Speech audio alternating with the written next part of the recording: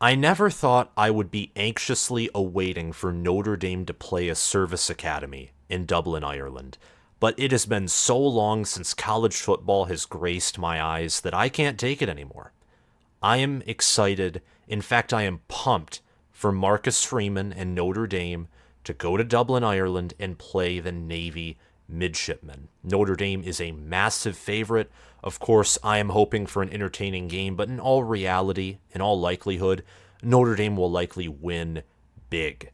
But that's week 0. There are, in theory, no entertaining big time matchups, but that's just on paper. We're going to have to wait for the games to play out. USC also takes on Rice, and there are a few other group of 5 matchups, such as I believe Hawaii and Vanderbilt will be facing off as well as another game.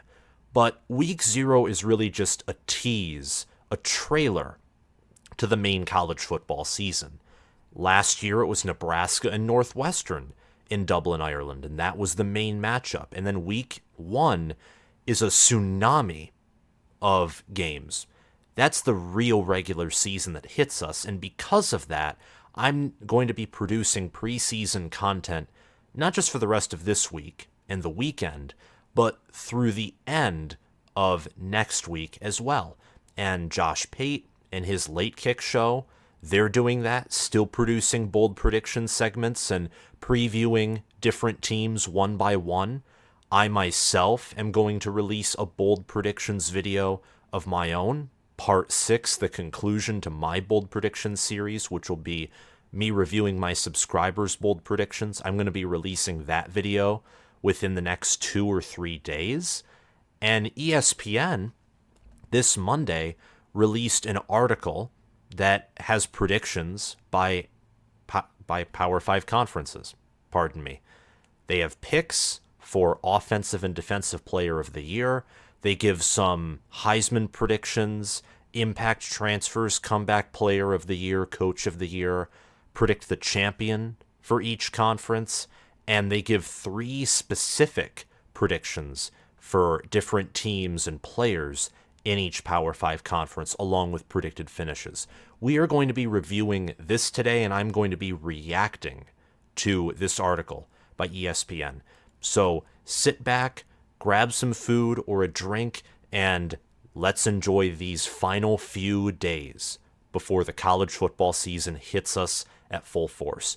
Make sure to subscribe, like this video, and hit the notification bell so you can get notified when I produce college football content. Without further ado, let's start at A and finish at S, because there is no Power 5 conference that begins with Z. The ACC. The first prediction by ESPN is that Clemson will beat Florida State in week 4, but Florida State will win in the rematch and capture the ACC championship. According to ESPN, Florida State will be the ACC champion. The offensive player of the year for the ACC will be Drake May, quarterback from North Carolina. The defensive player of the year will be Jared Verse. Freshman of the year will be Peter Woods, a defensive lineman from Clemson, who has been reported to have a very impressive spring and fall camp. The impact transfer will be Brennan Armstrong, an in-conference transfer who's now at North Carolina State. The comeback player of the year looks to be Mike Hollins from Virginia. The coach of the year will be Mike Norvell from Florida State. Coach on the hot seat, according to ESPN, will be Dino Babers from Syracuse. A coordinator who will be a head coach, Garrett Riley, offensive coordinator at Clemson. We'll see if he just stays for a year or longer. It would be in Clemson's best interest to keep him around as long as they can. The non-conference game of the year, obviously, I'm in complete agreement with this, is Florida State versus LSU. And the conference game of the year will be Florida State at Clemson, September 23rd. The ACC schedule, and a lot of what will determine the ACC, is earlier in the year rather than later in the year, which is unusual. You think of almost any conference, or mainly college football in general, you think October, November. September, the easier games are there, and that's a point where changes can still be made. You can still form the identity of your team. You can lose. In fact, it's preferable to lose early and win late, as Penn State in 2016 showed us. Losing games early and being the number 5 team in the country with 2 losses, barely missing out on a college football playoff appearance. Auburn in 2017 was the same deal. LSU in just last year in 2022 was the same deal. If they didn't lose to Texas A&M and let's say they beat Georgia in the SEC title game with 2 losses, they would have made the playoff. And if Auburn in 2017 just beat Georgia in the SEC championship game with 2 losses, but a win over Bama and Georgia in the regular season, they would have made the playoff. What is it with Kirby Smart preventing 2 lost teams to get into the playoff? I'd have to personally thank him for that, because I don't think a 2-loss team, unless they have a ridiculously tough schedule, would deserve to get into a 4-team playoff. But there are, of course, exceptions to the rule. Anyway, to get back to the ACC, I am in full agreement with Clemson and Florida State splitting the 2-game series. Now, I have different tiers of reactions to all of these, except for the third one on this slide with Mike Hollins, because I'm not as familiar with Virginia as I am with other programs, and the prediction for this one was oddly specific. For Mike Hollins and Virginia, all I can say is I hope that he has a breakout season. I hope that he can recover from his injuries. I mean, he got shot, I believe, in that shooting, and he's back. He also got injured in practice, and he's playing with the team right now. So he's an impressive player and an impressive young man, and I hope the best for him and his future. To get back to Clemson and Florida State, neither team, in my opinion, has an edge over the other. This isn't Ohio State, Georgia, Michigan, Ohio State, or I'm just going to say it, Alabama, Texas, where whether it's because of coaching, whether it's schematics, or whether it's roster, one school, despite them being similar teams overall, if you're to specifically pit them versus each other, one has a definite advantage over the other. I don't see that with Clemson and Florida State. Maybe with Dabo Swinney over Mike Norvell, but then I think that's balanced out by the fact that Florida State has a much deeper roster than Clemson does. Clemson has had severe attrition through the portal. Their recruiting has taken a little bit of a slide, while Florida State's recruiting is shooting up like Bitcoin did a few years ago, and they're using the portal. But I think that those things balancing out means that no team is going to go 2-0 versus the other. It's possible. That's why I said agree and not strongly agree, because I think that there is still a good chance that, because Clemson has home field advantage, and also we don't know for sure if both of these teams are going to play in the ACC title game, there's a chance that upsets happen. Clemson nor Florida State, in my opinion, or even most polls' opinions, are playoff teams, at least in the sense of power ratings. So it's possible. I think it's likely. However, I'm not going to put strongly agree beside that. The tiers for different opinions range from strongly disagree, neutral, agree, and strongly agree. This next opinion I strongly disagree with. Drake May will win the Heisman Trophy and bring North Carolina to a 9-3, 5-3 record. May has no supporting cast. Absolutely no supporting cast. And North Carolina's defense was disgusting. See the Appalachian State game from last year. See the Clemson game where Cade Klubnik, who Tennessee's defense just picked apart, looked awesome and looked like prime Trevor Lawrence against North Carolina. In the ACC championship game, look at Georgia Tech beating North Carolina last year. And I know that that's last year, but then you take into account that Storm Duck, Tony Grimes, and basically the entire secondary from last year's Tar Heel team is gone. And Phil Longo, the offensive coordinator, is gone. The offensive line last year was terrible, and their offensive line coach is now at Wisconsin. There are too many things going against North Carolina, in my opinion, for May to have the success to win the Heisman Trophy. And the third prediction is Virginia running back Mike Hollins is a 100-yard game, specifically against James Madison, who had one of the better rushing defenses in the country last year after surviving the 2022 Virginia shooting. My reaction to this is it's an oddly specific prediction, So I'm going to be neutral on this prediction, but I'm going to be rooting for Mike Hollins to do this against James Madison. Again, graduate student, the fact that he, went through all of that and injuries and is still playing, it's like the story with Ohio State's Julian Fleming, in my opinion, with surviving all the injuries, or even Carnell Tate, whose mom died while he was in spring and fall camp. His mom tragically passed away in the middle of the summer. So hopefully he can face that adversity, go through it, and have a great season, in my opinion. So I'll be rooting for him. Those are the predictions for the ACC by ESPN. For the Big 12, Texas is back. The Longhorns will win the Big 12 in dominant fashion in the 2023 season. I agree with this. I think that the Big 12 has a history of chaos, but Texas is a step above the league. They're a step ahead of everyone else. And I say that because they not only have Quinn Ewers, Malik Murphy, and Arch Manning in that quarterback room, they have Steve Sarkisian as the play caller. They return all 5 of their offensive linemen. Tight end Jatavion Sanders, who's a top 10 tight end in the nation, he's back. And I mentioned top 5 tight end in the nation, and a really great tight end there in Jatavion Sanders. That's not even mentioning their elite wide receiver core. Xavier Worthy, Isaiah Nair, Jordan Whittington, etc. They have a really great collection of receivers, and their defense last year took a big step forward, and I think with their returning production, it will take another step forward in this 2023 season. So I think that Texas will win the Big 12. In the Big 12 this year, ESPN thinks that the Big 12's champion will be Texas, that their offensive player of the year will be Jalen Daniels, quarterback at Kansas. Very underrated pick, in my opinion. I think Jalen Daniels is a easily top 4 quarterback in college football. I'll be rooting for him.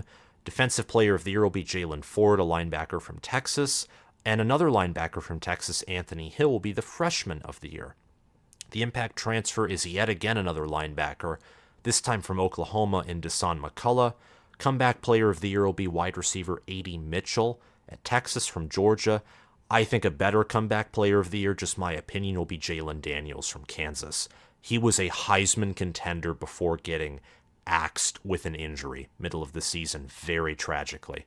I think that Jalen Daniels will, lead Kansas to greatness, in my opinion, this season. Coach of the year will be Joey McGuire at Texas Tech. The coach on the hot seat is obviously Neil Brown.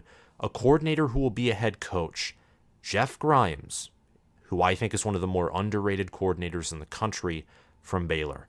The non-conference game of the year is Texas at Alabama, and the conference game of the year is Oklahoma at Oklahoma State. Speaking of which, Oklahoma State wins the final game in the Bedlam series before OU leaves for the SEC, and the Sooners bounce back in a big way, going 9-3, 6-3 in the regular season with a much stronger defense. I am neutral on both of those opinions, straight neutral.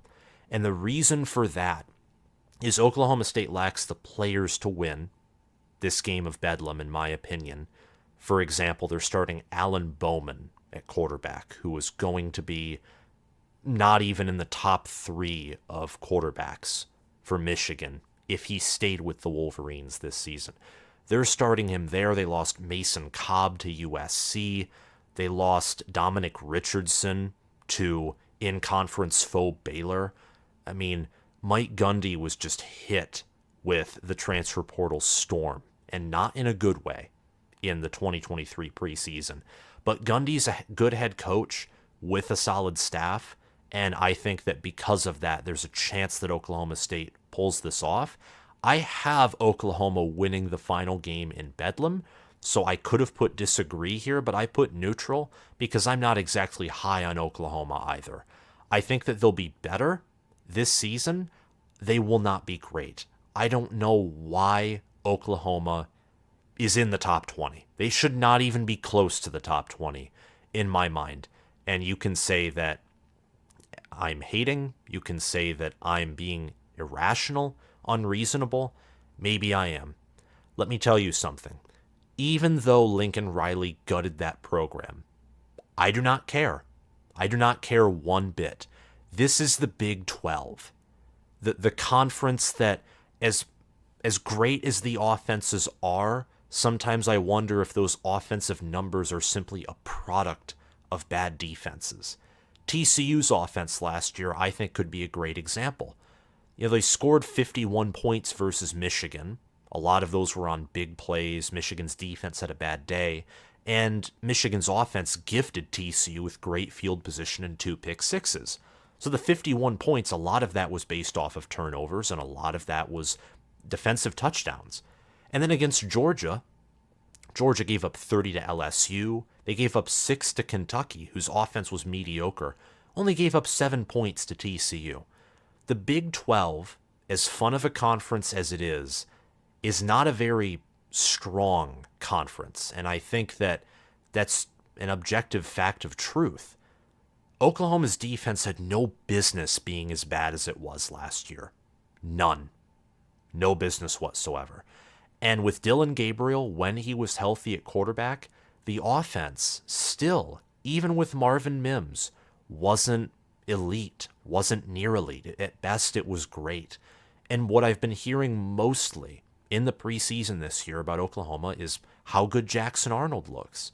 Well, I hate to say it, but if that's the highlight of the preseason is Jackson Arnold and quarterback depth, then that's hinting at me that there's not much to talk about regarding the defense outside of depth, which they've built through recruiting, and who's going to replace Marvin Mims. There's too many questions for me about Oklahoma to have them remotely close to my top 25. But maybe Brent Venables will prove me wrong this year.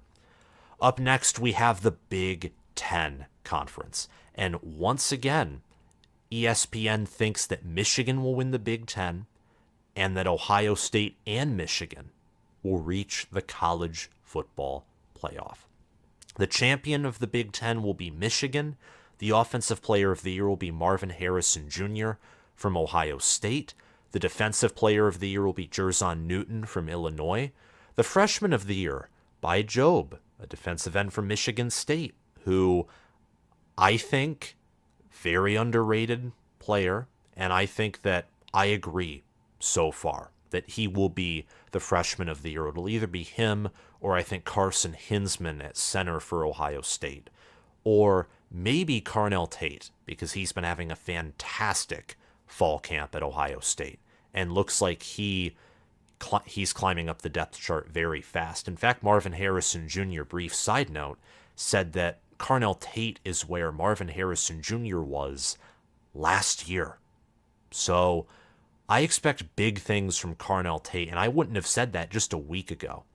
But now I'm expecting him to definitely have, I would say, a couple hundred, maybe even more than a couple of hundred receiving yards if what the coaches are saying about him is true, and I believe them. The impact transfer will be Tanner Mordecai, quarterback from Wisconsin. I agree with this. You could also put in Davison Igbinosun right there from Ohio State. He'll help shore up their secondary, and there are other players who you could name there too. Comeback Player of the Year, Travion Henderson, running back, Ohio State. Henderson did not even come close to 1,000 rushing yards last year, dealt with an injury the entire season. That's a really good pick. Coach of the Year will be Luke Fickell from Wisconsin. Coach on the hot seat will be Tom Allen, who he's going to be fired after this year. The coordinator who will become a head coach is Jesse Minter from Michigan. And while I agree with this from ESPN, I think Sharon Moore would have been a better choice. Non-conference game of the year will be Ohio State at Michigan, and conference game of the year will be Ohio State at Michigan. I meant non-conference game of the year will be Ohio State at Notre Dame. That's my bad. Non-conference game of the year also, this is an underrated pick. Think Minnesota, North Carolina. That's one. And there aren't many others outside of that, but I'd say Minnesota, North Carolina, Michigan State at Washington. I think that's going to be a very underrated game until it's played out. Until that game is played, I don't think many will be talking about it, but I think that game, from a competition standpoint, will be the best non-conference game for the Big Ten Conference. I agree strongly that Michigan will beat Ohio State for the third year in a row. Now, Ohio State, don't get me wrong, they have a good chance to win. I think that by odds, my mind spits out the number 1/3, that if the game were to take place 3 times in Ann Arbor, Michigan would win 2 out of every 3 times. Ohio State would win they would win once out of every 3 times played. But I say strongly agree because Michigan has the superior cards everywhere. Everywhere except wide receiver. What do I mean by that? What do I mean by that they have the superior cards everywhere except obviously where Marvin Harrison Jr., Emeka Egbuka, Carnell Tate, Julian Fleming, except where they exist. Well, what I mean by that is Michigan has home field advantage. They have the better head coach. They have the better defensive coordinator. I'm not going to say they have the better offensive coordinator, but Brian Hartline is less experienced at that role than Sharon Moore is. Michigan, I think, overall has the better staff, especially at strength and conditioning. These are not off the field factors, but they're not player or roster factors in and of themselves. We're not even to the roster yet. Michigan will have the better quarterback. They'll have the better running back room. They'll have the deeper tight end room. Whether Cade Stover's a better tight end or not, I think that Colston Loveland, A.J. Barner as a duo will be better than any duo Ohio State will have to offer. Michigan will have the better offensive line room. They'll have overall the better secondary, most likely. Linebacker is pretty tough. I would say that it's dead even there, but there's a case for Michigan to have a better linebacker room. Defensive line overall, I'd also say Michigan is better. And Ohio State fans and even Michigan fans, or maybe some Michigan fan thinks that it's not debatable at linebacker or defensive line.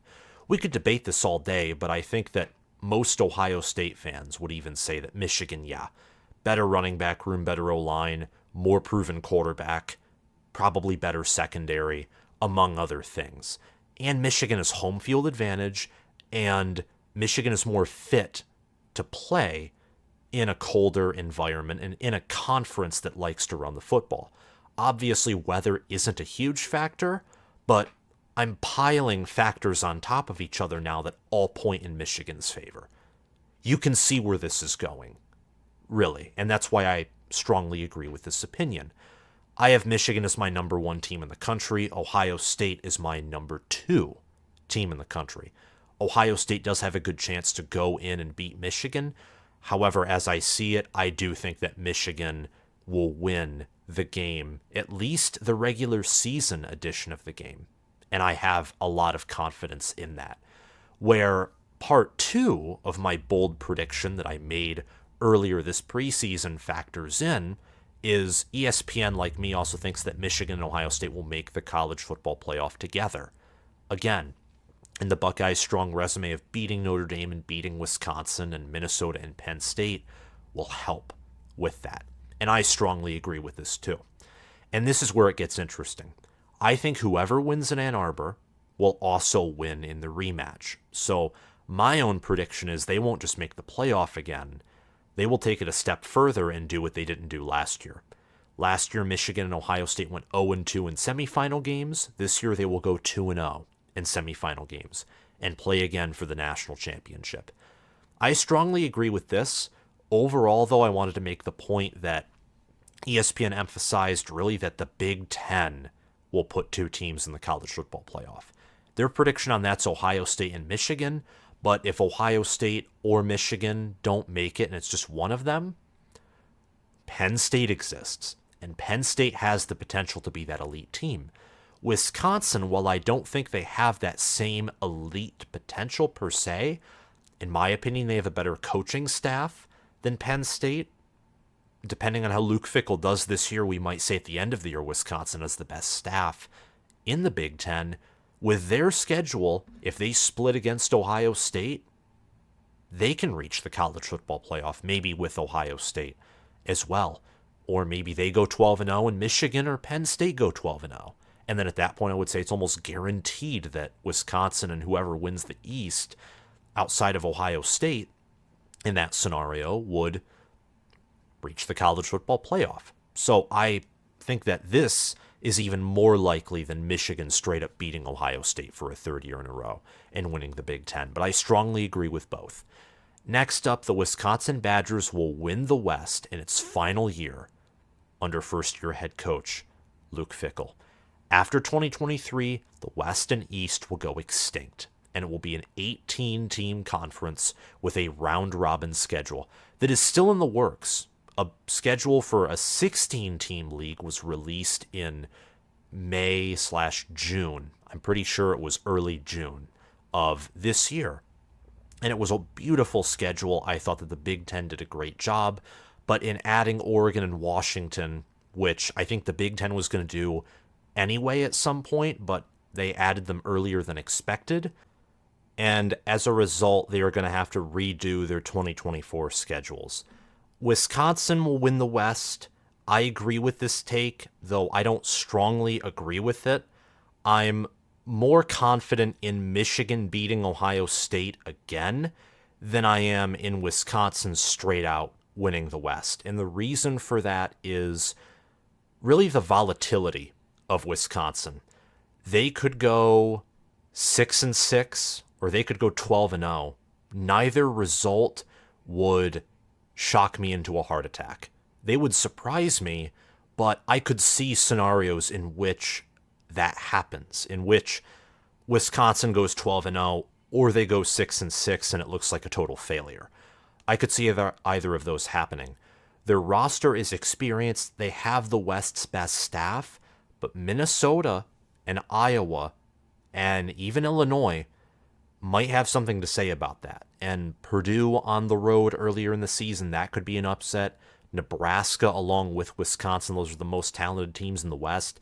The West, in my opinion, is so much more wide open than the East is. And as a result, I'm going to have more confidence in most predictions regarding the Big Ten East, like Michigan and Ohio State facing off in the game yet again for the Big Ten championship, essentially, rather than Wisconsin winning the West. But I agree with ESPN here, surprisingly on all three of their main predictions, which is very unusual, as you will see for the Pac-12 and for the SEC. Up next, though, we do have the Pac-12. The Pac-12 in their final season will put conference champion USC in the 2023 college football playoff. The champion for the conference will be the USC Trojans. The offensive player of the year will be Caleb Williams, a quarterback from USC who won the Heisman Trophy last season. The defensive player of the year will be Laiatu Latu, linebacker from UCLA. Dante Moore from UCLA as well will be the freshman of the year. The impact transfer, according to ESPN for the Pac-12, will be Dorian Singer, wide receiver at USC, transferred in from Arizona. Brant Kuthi will be the comeback player of the year, tight end at Utah. Kalen DeBoer will be the head coach of the year. Justin Wilcox will be the coach on the hot seat. Ryan Grubb, again from Washington, but their offensive coordinator, is the coordinator who will be a head coach.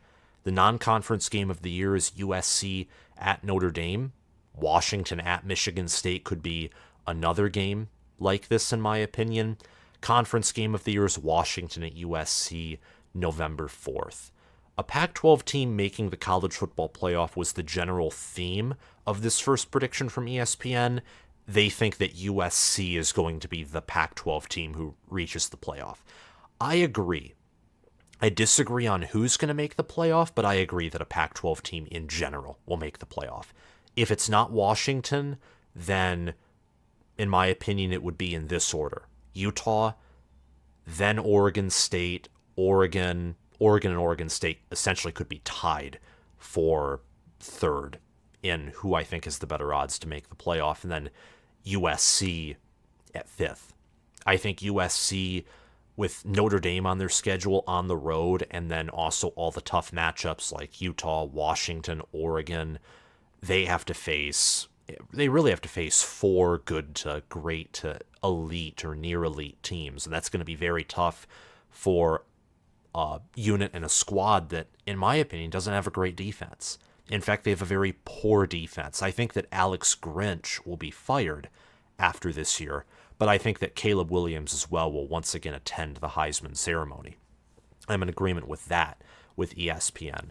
I think Washington will be the team that reaches the college football playoff instead of USC. In my opinion, Washington is a better defense, especially pass rush, returning 2 NFL pass rushers. They brought in cornerback Jabbar Muhammad from Oklahoma State, and they have the second best wide receiver core in the country. Jalen McMillan, Jalen Polk, and Rome Odunze all are on my All-American team, which I will showcase in a video discussing my All-American team in the next few days. 2 Pac-12 quarterbacks will be in New York City for the annual Heisman Trophy ceremony. It's another prediction from ESPN regarding the Pac-12 conference in its final year. I strongly agree with this. All in all, I think that Williams, Nix, Penix, and maybe even, Dante Moore, Cameron Rising, DJ Uiagalelei, though the latter two I'm more doubtful on than, let's say, Dante Moore, just due to the nature of those offenses. The Pac-12 is going to have impressive quarterback play this season. And the 3 that I have listed, Caleb Williams, Bo Nix, and Michael Penix Jr., all have, in my opinion, a great shot to win the Heisman Trophy outright. So ESPN thinks that 2 Pac-12 quarterbacks will be at the Heisman ceremony. They think that the Pac-12 will have a college football playoff participant for the first time, by the way, since 2016. Much like ESPN, in some commonality, I think that the Pac-12 will have a strong season, a very strong season. Deion Sanders in Colorado, however, they think will be the second worst team by record in the Pac-12 and miss a bowl. I agree this season. I strongly agree that Coach Prime has a long rebuild ahead. That's why he had to go into the portal and high school recruiting and get 70 new players on his roster, around 70 new players. However, I do think that his rebuild will work. I think in 2024, their first year in the Big 12 will be a phenomenal year, and I think that Deion Sanders will win multiple Big 12 titles with Colorado, and maybe a few college football playoff games. I'm not going to go as far to say a national championship just yet, especially given the nature of the college football universe slowly evolving into the Big 2 and everyone else, with Colorado not being a part of that Big 2. But the Pac-12 will have a strong season this year, and Deion Sanders' team could be much improved from 2021 and 2022 editions of Colorado, and they still go 3-9 or 4-8 because they have TCU and Nebraska as their first 2 games, teams who I think will be well above 500 in their records, and I think that conference play is going to be even tougher for the Buffaloes. I mean, I look at their schedule, and the only guaranteed wins that I see for Colorado are Colorado State and I would say Arizona State. And even then, Jay Norvell's a good head coach, and Kenny Dillingham and Jaden Rashada, they might have something going at Arizona State. So no guarantees for Coach Prime in year 1, but I think in the long term, there is a guarantee of success. Unfortunately, not for the Pac-12, but fortunately for primetime. And now for the SEC. This first prediction is ridiculous, so we're not even going to entertain it yet until I get to what ESPN thinks about the champion and the players and coaches of the year. They predict Georgia to be the SEC champion, the offensive player of the year to be Brock Bowers from Georgia, the defensive player of the year to be Harold Perkins Jr., linebacker from LSU, Caleb Downs. I'm in strong agreement with this. I think Caleb Downs will be an All-American. They have him as the freshman of the year, safety from Alabama. Devin Leary, quarterback at Kentucky, will be the impact transfer. He came from NC State. Mason Smith will be the comeback player of the year. Brian Kelly will be the coach of the year. Jimbo Fisher is the coach on the hot seat. Glenn Schumann is a coordinator who looks to be a head coach. He's currently the DC at Georgia. The non-conference game of the year will be LSU versus Florida State. The conference game of the year will be LSU at Alabama. I think the non-conference game of the year, I think personally that Texas-Alabama, in my opinion, will top LSU versus Florida State. This first prediction is downright ridiculous. Texas A&M's offensive coordinator Bobby Petrino will win the Broyles Award in 2023. I was tempted to write not just strongly disagree, but instant laughter is my reaction. Let's look at the last few Broyles Award winners. The Broyles Award is an annual award given to the nation's best assistant coach. In 2022, it was Garrett Riley, offensive coordinator at TCU then. In 2021, it was Josh Gaddis, OC for Michigan. 2020, OC for Alabama. 2019, passing game coordinator for LSU. 2018, offensive coordinator and quarterbacks coach for Alabama. 2017, offensive coordinator for Clemson, Tony Elliott. 2016, defensive coordinator for Clemson, Brent Venables. 2015, offensive coordinator for Oklahoma, Lincoln Riley. 2014, offensive coordinator for Ohio State, Tom Herman. You know what the commonality for all of those Broyles Award winners is? The commonality is they all played, or coached rather, in the playoffs. Those teams all had double-digit regular season wins. You go back further, Pat Narduzzi, Bob Diaco, John Chavis, Gus Malzahn, Kirby Smart, Kevin Wilson, Jim Heacock. You have to go all the way back to Bud Foster in 2006 to find a Broyles Award winner whose team didn't play in a national championship game setting. You have to go that far back. I'm dead serious.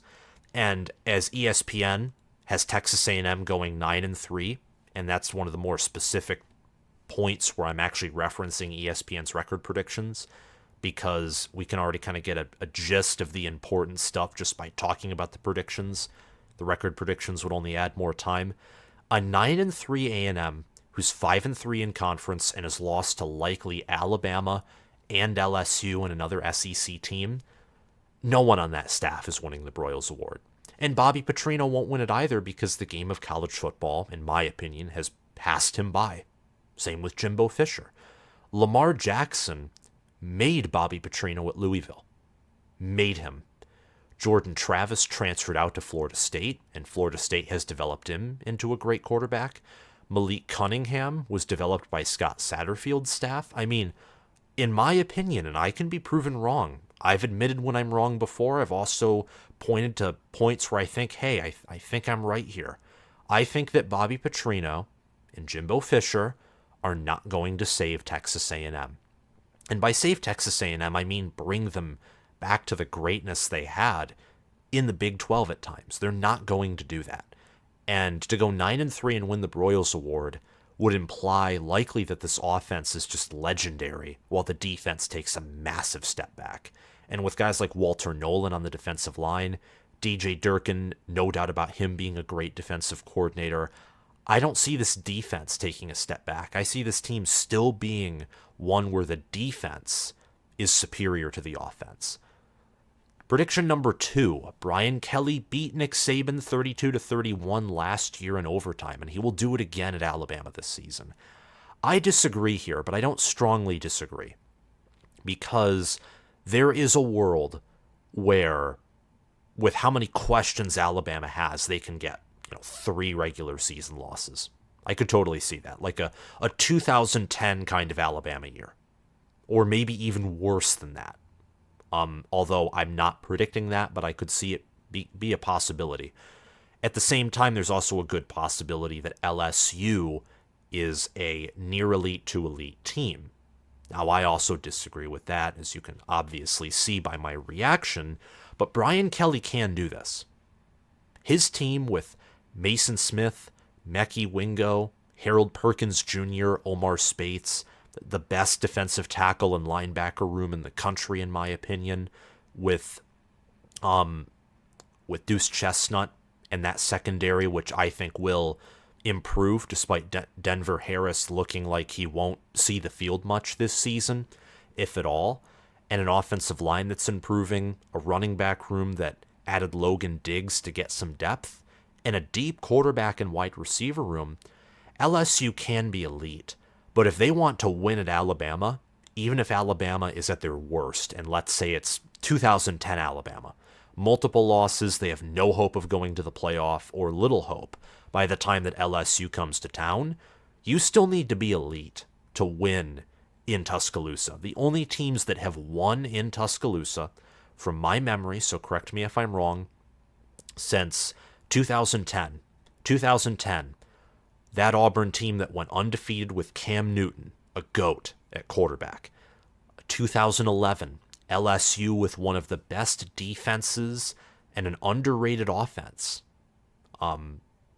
They won in overtime because Alabama didn't have a kicker and LSU had phenomenal special teams. But then Alabama just destroyed and shanked them in the national title. 2012, it was Johnny Football. 2015, it was a staff full of elite recruits and head coach Hugh Freeze. In 2019, it was Joe Burrow and that legendary LSU squad. And since then, we're waiting for the next time that Alabama loses at home. I think that Alabama will capture the SEC West. ESPN thinks LSU, in fact, will capture the SEC West and go 11-1. I think that Alabama will do this instead. But I can see LSU doing this. It's not out of the realm of possibility. In fact, I would not even necessarily call it a bold prediction for LSU to go into Tuscaloosa and win, though it would be very close. If not, a bold prediction, but definitely far from a hot take. With the help of an elite wide receiving core, Carson Beck will be a Heisman Trophy finalist. I agree with this. I think that Georgia will be 13-0, and they'll provide a great supporting cast for Carson Beck. There's a part of me that is split between whether Carson Beck or Jalen Daniels goes to the Heisman Trophy ceremony. In my opinion, I think it's going to be Caleb Williams, Michael Penix Jr., and then Bo Nix, and then, Carson Beck is up there, Jalen Daniels, Kyle McCord. I'm going to make a Heisman Trophy predictions video within the next few days as well. So my reaction to the Heisman predictions are far from final, but this is just my initial thoughts. Carson Beck likely having better numbers than Stetson Bennett. In fact, I have him surpassing Bennett's passing yard total and probably having a better passer rating, along with leading Georgia to a 13-0 record and having great receivers like Brock Bowers, Ra Thomas, Ladd McConkey, Dominic Lovett. And also, Georgia has a history of having running backs who can catch the ball out of the backfield. I think that Carson Beck will likely, more likely than not, go to New York. The Heisman Trophy now is a glorified quarterback award. There are many players in the nation at all positions who I think are much better than Carson Beck, but because of the team around him, his numbers, and the fact that it's a popularity contest, I think that it is probably likely that as long as Georgia goes 13-0 with the type of offense they want to run, Carson Beck will be there in New York. And those are ESPN's predictions for the 2023 college football season. I agree with a lot of them. I also disagree with a lot of them. And I'm just excited for college football to be here, for Navy and Notre Dame to play. And thank you all for watching. Subscribe if you haven't already, like this video, and comment your thoughts down below. Thank you all for watching, and I'll talk to you guys later. Bye-bye.